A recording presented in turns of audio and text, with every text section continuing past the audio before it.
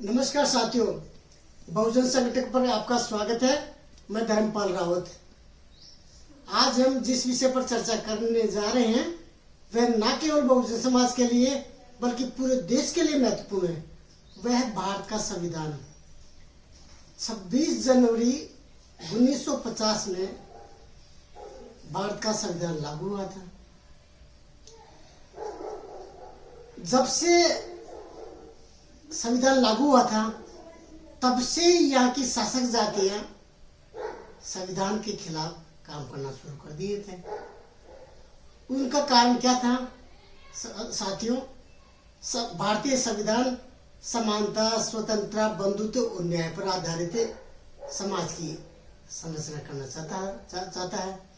और ये यहाँ की शासक जातियां हैं जो तथाकथित सवर्ण है, वो लोकतंत्र को पसंद नहीं करती, संविधान को पसंद नहीं करती, लेकिन मजबूरी उनकी थी तो संविधान के अनुसार ही उनको चलना था। भारतीय संविधान किसी धर्म को भी मान्यता नहीं देता और यहाँ की शासक जातियां भारतीय संविधान के अनुसार नहीं चलना चाहती है और वो उनके अनुसार मनुस्मृति का ही शासन लागू होना चाहिए था, लेकिन मनुस्मृति नहीं, भारतीय संविधान लागू हो गया और उनका जो तथाकथित विशेषाधिकार था वो खत्म हो गया। भारतीय संविधान में एक ब्राह्मण और एक अछूत, उन दोनों को समान बना दिया। जिन्होंने 3000 साल तक विशेषाधिकारों का फल चखा हो, वो आम आदमी को समान कैसे मान ले? और ये काम संविधान ने कर दिया था।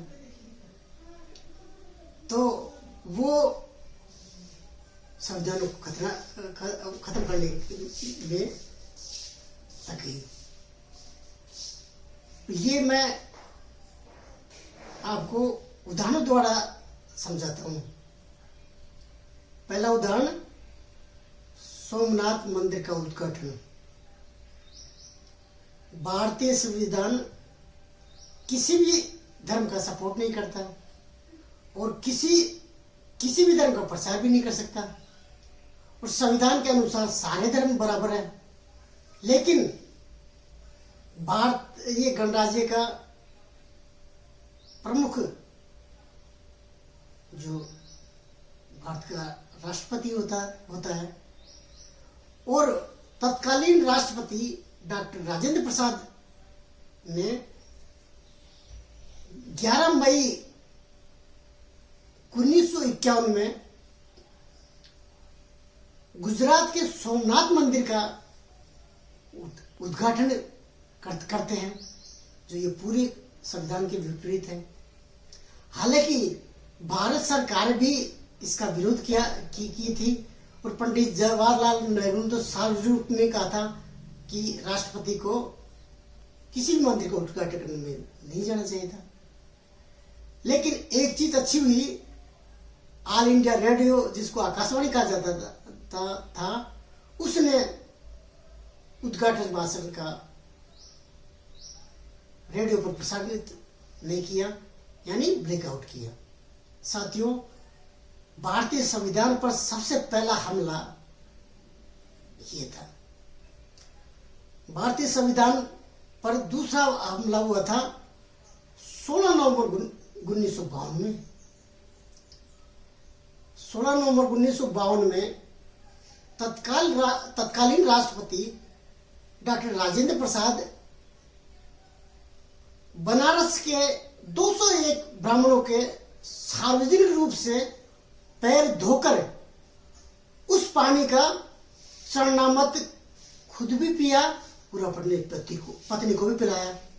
साथ में उसने हर ब्राह्मण को 11 रुपए गुरु दक्षिणा में भी दिए।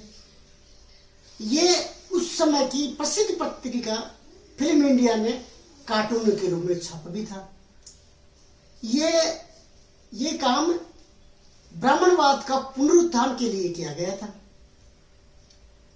संविधान के अनुसार देश का प्रमुख राष्ट्रपति होता है। राष्ट्रपति ने पूरे भारत को ये जता दिया कि भले ही मैं राष्ट्रपति हूं, लेकिन मेरे से ऊपर ब्राह्मण है। और यहां कानूनी रूप से तो दिखाओ में संविधान के अनुसार शासन चलेगा, लेकिन व्यवहार में ब्राह्मणवाद ही उच्च रहेगा और मनुस्मृति के अनुसार ही शासन चलाया जाएगा। ये पूरे देश को उस समय बता दिया। साथियों, संविधान को खत्म करने में और कमजोर करने में राष्ट्रपति का ही योगदान नहीं है। भारत का प्रधानमंत्री पंडित जवाहरलाल नेहरू, जिसको यहाँ का ब्राह्मण बनिया मीडिया धर्मनिरपेक्ष और समाजवादी नेता बताता रहता है और पूरा विश्व का नेता भी बताता है। और उस समय गुट निरपेक्ष आंदोलन के 3 नेताओं में जवाहरलाल नेहरू का नाम भी था। लेकिन पंडित जवाहरलाल नेहरू बाहर से तो धर्मनिरपेक्ष थे, लेकिन अंदर से वो कट्टर ब्राह्मण थे। इस बात का खुलासा तब होता है जब विपक्ष का नेता कोई प्रधानमंत्री बनता है। 1979 में चौधरी चरण सिंह को लगभग 170 दिनों के लिए प्रधानमंत्री बनने का मौका मिलता है। पूरा ब्राह्मणवादी मीडिया चौधरी चरण सिंह के पीछे पड़ जाता है और उसको अनुसूचित जाति अनुसूचित जनजाति का विरोधी साबित करने पर तुल जाता है। चौधरी चरण सिंह किसान जाति से था, उसके पास मीडिया नहीं था और मीडिया था ब्राह्मण बड़ियों के अधीन। तो वो जो मीडिया बताए जनता को वही मैसेज आए। चौधरी चरण सिंह ने देश के प्रथम प्रधानमंत्री पंडित जवाहरलाल नेहरू की पोल खोलना शुरू कर दिया। उसने पंडित जवाहरलाल नेहरू के द्वारा सभी मुख्यमंत्री को लिखा गया एक गोपनीय पत्र को सार्वजनिक कर दिया। उस गोपनीय पत्र में टोटल संविधान के खिलाफ बातें थी। 27 जून 1961 में देश के प्रथम प्रधानमंत्री पंडित जवाहरलाल नेहरू ने देश के सभी मुख्यमंत्री को एक गोपनीय पत्र लिखा।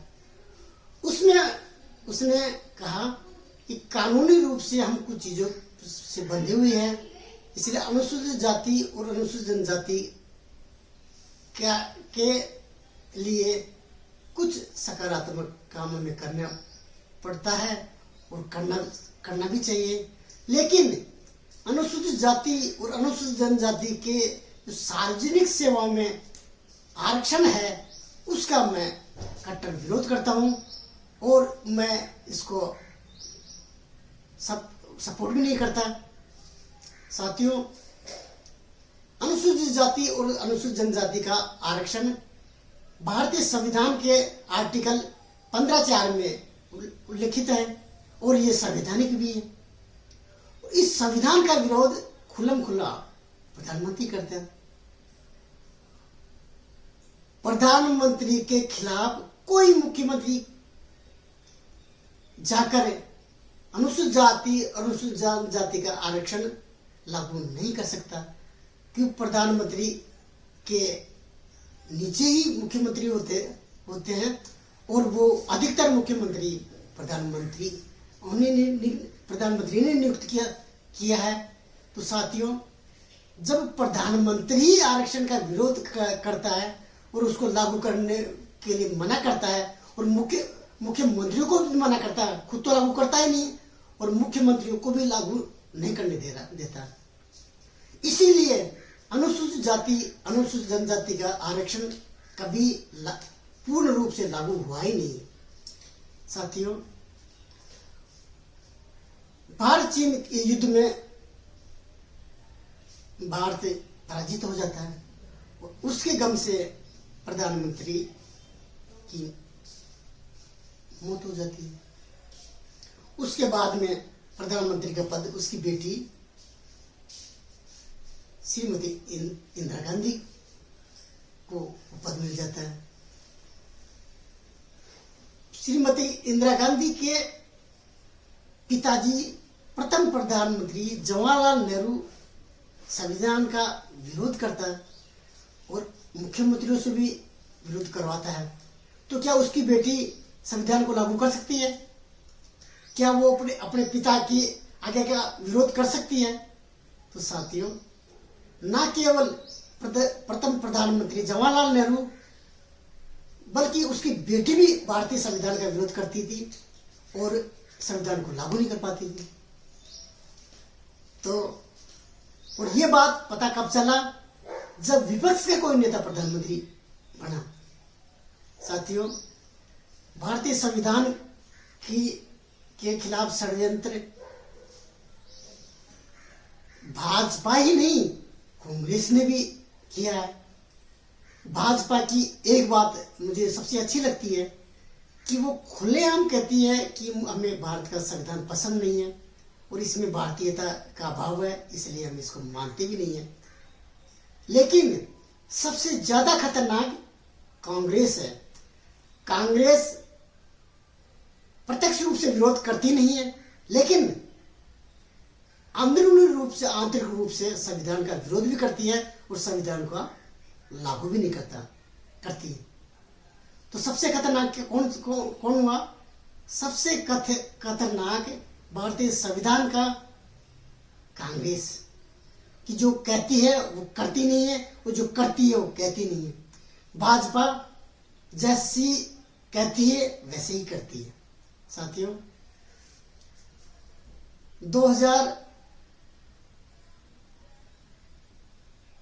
26 जनवरी 2000 को भारतीय स्वतंत्रता की स्वर्ण जयंती मनाई जा रही थी।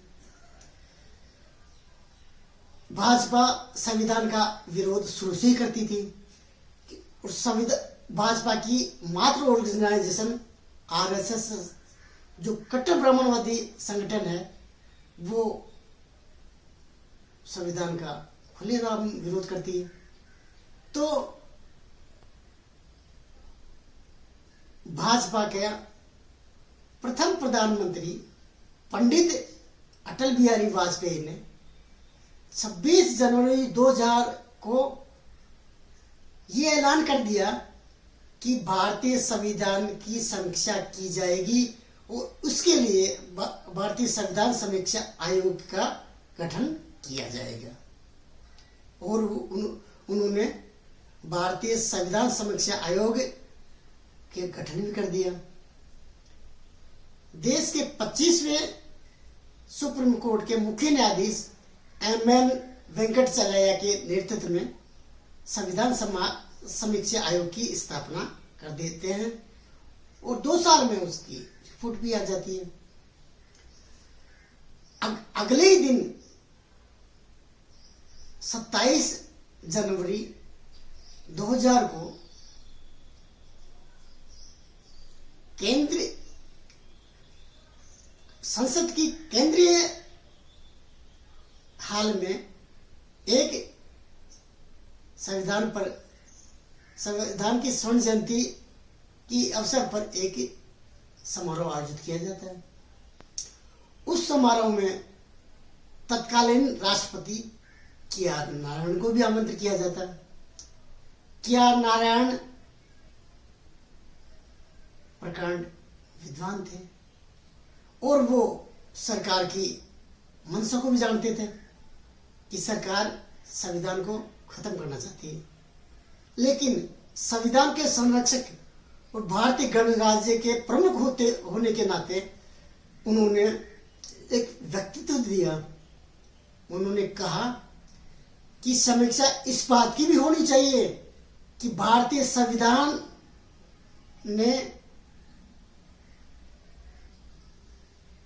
देश को असफल किया या संविधान को असफल किया गया। साथियों, तत्कालीन भारत सरकार के लिए बहुत बड़ा व्यक्तित्व था। यानी सरकार और राष्ट्रपति एक दूसरे के खिलाफ, और राष्ट्रपति भारतीय विदेश सेवा के अधिकारी रहे हुए हैं और अमेरिका और चाइना जैसे बड़े देशों में राजदूत भी रहे हुए हैं और जवाहरलाल नेहरू यूनिवर्सिटी के वाइस चांसलर भी रहे हुए हैं। तो विद्वता के मामले में तो उनका कोई मुकाबला था ही नहीं, और वो भारत सरकार का रिबड़ स्टम्प भी बनना नहीं चाहते थे। तो जब सरकार को ये लग गया कि राष्ट्रपति हमारे पक्ष में नहीं है और खुलकर वो इस चीज का विरोध कर रहे हैं, तो तत्कालीन सरकार ने उस समीक्षा आयोग की रिपोर्ट को ठंडी बस्ती में डाल दिया। तब तो ये बात थम गई। उसके बाद में दोबारा 2014 में भाजपा की सरकार बन जाती है। भाजपा शुरू से ही संविधान को बदलने में लगी हुई थी, लेकिन उनको बहुमत नहीं मिल पा रहा था। 2014 में भी उनका स्पष्ट बहुमत नहीं था। लोकसभा 2024 के लोकसभा चुनावों से पहले 6 बार के सांसद रहे हुए अनंत कुमार हेगड़े ने कर्नाटक में एक सभा में खुलेआम कहा कि हमें 2024 के चुनाव में 400 लोकसभा सीटों की जरूरत है, क्योंकि हमें संविधान बदलना है। ये सार्वजनिक डोमेन में भी है। यानी भारत का एक वरिष्ठ नेता संविधान बदलने की बात करते हैं। जनता को ये बात पता लग गया, तो 2000 चुनाव के ने भाजपा को 400 सीटें नहीं दी गई। इसके अलावा अनंत कुमार हेगड़े के अलावा प्रधानमंत्री के आर्थिक मामलों की सलाहकार परिषद के अध्यक्ष विवेक देवराय ने द मिंट में 14 अगस्त 2023 के में एक आलेख प्रकाशित किया, जिसमें उसने भारत के संविधान को बदलने की बात लिखी। साथियों, प्रधानमंत्री के आर्थिक सलाहकार परिषद का अध्यक्ष सरकार की अनुमति में के बगैर ये लिख नहीं सकता। तो देश में हल्ला मच गया, तो ये बात वहीं दब गई। इसके अलावा भारतीय संविधान बदलने के लिए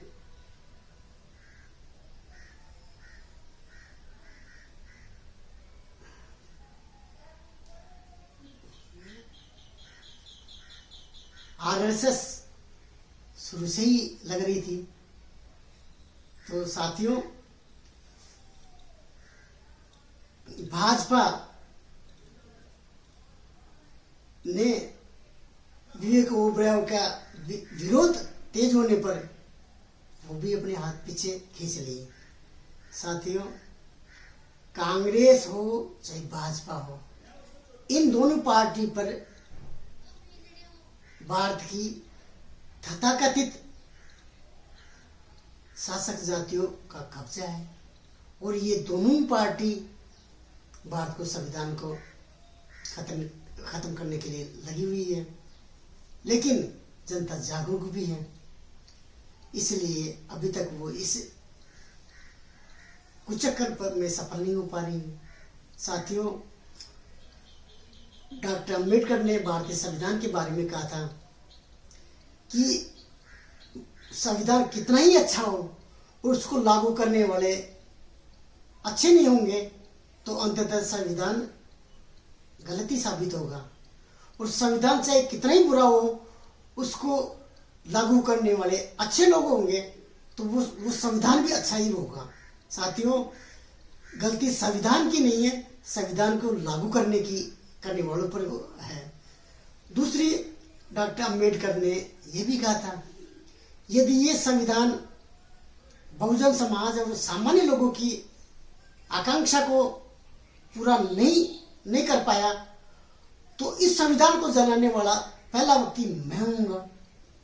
और यहाँ का जो बहुजन समाज है वो संविधान के प्रति भावनात्मक रूप से जुड़ा हुआ है, इस वजह से ये यहाँ की शासक जातियाँ उनके खिलाफ कार्रवाई करने में हिचकती भी नहीं है।